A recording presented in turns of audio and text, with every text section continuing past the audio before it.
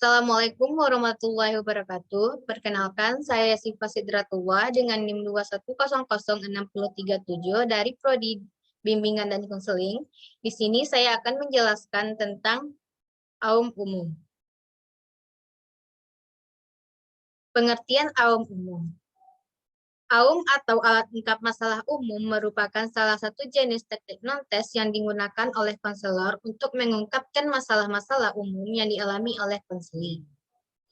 Para konselor diharapkan memahami dan terlatih dalam pengadministrasiannya sehingga dapat menunjang pelayanan konseling yang akan dilakukannya selama bertugas. AUM umum merupakan alat ungkap masalah umum yang dibentuk 5 format. Format 1 untuk mahasiswa, format 2 untuk SLTA, format 3 untuk SLTP, format 4 untuk SD, dan format 5 untuk masyarakat. Untuk mendukung efektivitas layanan bimbingan dan konseling di sekolah, frekuensi pengadministrasiannya sebaiknya dilakukan pada semester pertama, di mana hasilnya dapat digunakan sebagai dasar penyusunan program layanan yang sesuai dengan kebutuhan konseling. Sedangkan, untuk melakukan evaluasi terhadap pelaksanaan layanan pada semester 1, maka pada semester berikutnya dapat dilakukan lagi pengisian AUM umum sehingga dapat diketahui apakah masalah sudah terentaskan. Bila pada pelaksanaan memiliki banyak kendala, maka sebaiknya pengisian AUM umum minimal dilakukan 1 tahun sekali. Tujuan penggunaan AUM umum. AUM umum digunakan untuk mengungkap permasalahan-permasalahan umum yang dialami oleh siswa dalam belajar. AUM terbagi atas 2 jenis, yaitu AUM umum dan AUM PTSDL. AUM umum digunakan untuk mengungkap permasalahan-permasalahan umum yang dialami oleh siswa. Sedangkan AUM PTSDL mengungkap permasalahan yang dialami siswa dalam belajar. Pelaksanaan instrumen non-tes hendaknya selalu dilaksanakan dan dijadikan program rutin dalam pelayanan bimbingan dan konseling di sekolah. Latar belakang dan pengelompokan masalah AUM umum. 30 tahun terakhir ini, instrumen yang dipakai untuk mengungkapkan masalah belajar, khususnya dalam kaitannya dalam bimbingan dan konseling, di Indonesia pada umumnya adalah terjemahan atau adaptasi dari Survey of Study Habits and Attitudes atau SHA yang dikembangkan oleh William F. Brown dan Wayne Holzman sejak tahun 1953. Ada 3 bentuk format SHA yang dibentuk SLTP, SLTA, dan perguruan tinggi. Dengan 75 buah item masing-masing, SSHA memuat masalah yang belajar yang dikelompokkan ke dalam 3 bidang, yaitu metode belajar, motivasi belajar, dan sikap-sikap tertentu terhadap kegiatan sekolah atau kampus. Pada tahun 1965, SSHA disadur dan divalidasikan di Bandung oleh Prayitno, guna kepentingan pengungkapan masalah belajar siswa atau mahasiswa. Pada tahun 1982, alat ini dikembangkan lagi di Padang oleh Marjohan dengan menyadur dan memvalidasikan SSHA versi baru.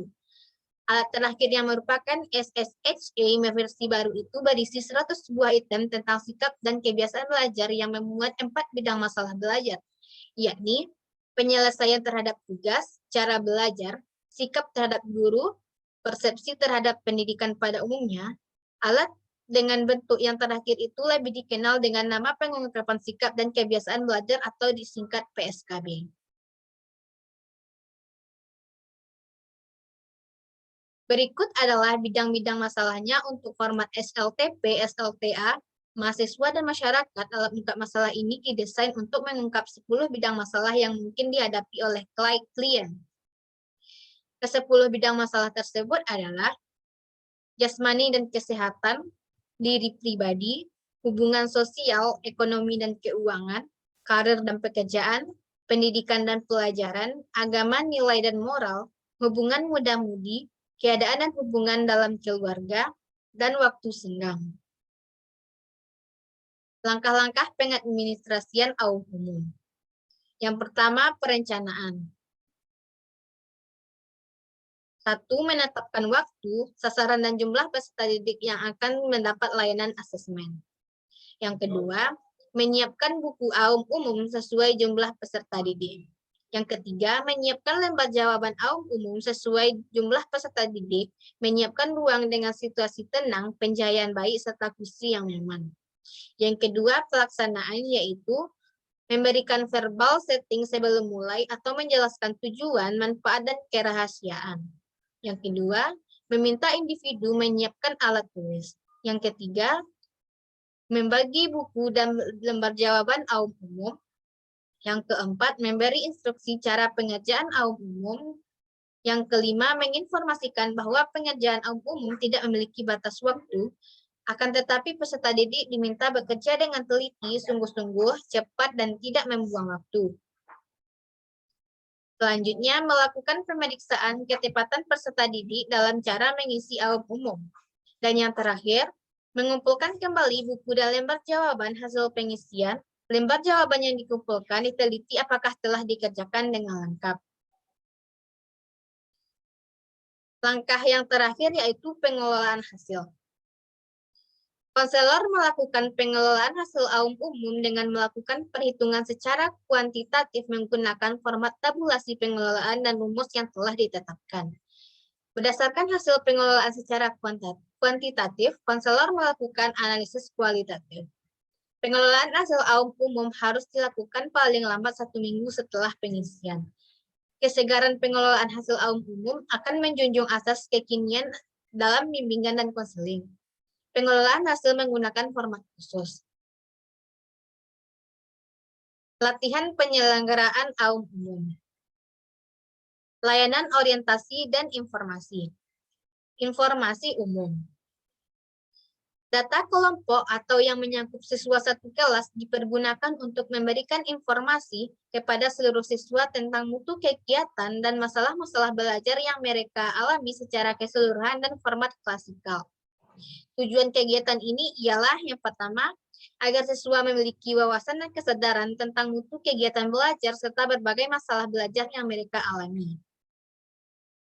Yang kedua, berdasarkan wawasan dan kesadaran mereka tentang mutu kegiatan belajar dan masalah belajar yang mereka alami itu, mereka diharapkan tergerak untuk memanfaatkan pelayanan bimbingan dan konseling yang disediakan oleh guru pembimbing.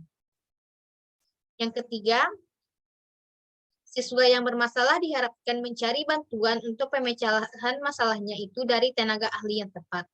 Dalam hal ini, guru pembimbing. Untuk mencapai tujuan di atas, guru pembimbing perlu memaparkan data AUM PTSDL yang bersifat kelompok atau kelas dengan jelas, luas, dan merangsang.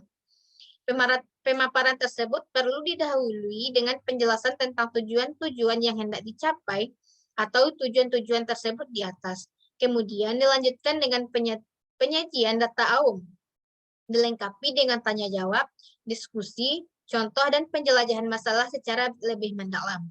Satu hal yang amat perlu mendapat perhatian ialah bahwa dalam pembahasan data tersebut, sekali-kali tidak boleh menyebut nama, baik nama siswa yang bersangkutan atau yang ada di kelas itu, maupun nama siapapun juga. Hal ini merupakan upaya penegakan atau kerahasiaan. Dan yang terakhir, sebagai penutup dari informasi klasikal tentang AUM PTSDL itu, konselor menghimbau agar masalah-masalah siswa itu dibicarakan dan dijadikan jalan pemecahannya. Konselor akan memberikan waktu dan kesempatan seluas-luasnya untuk menerima dan membantu para siswa. Siswa diminta merasa bebas akan secara sukarela menemui guru pembimbing. Itulah penjelasan tentang AUM umum dari saya. Mohon maaf atas kekurangannya. Assalamualaikum warahmatullahi wabarakatuh.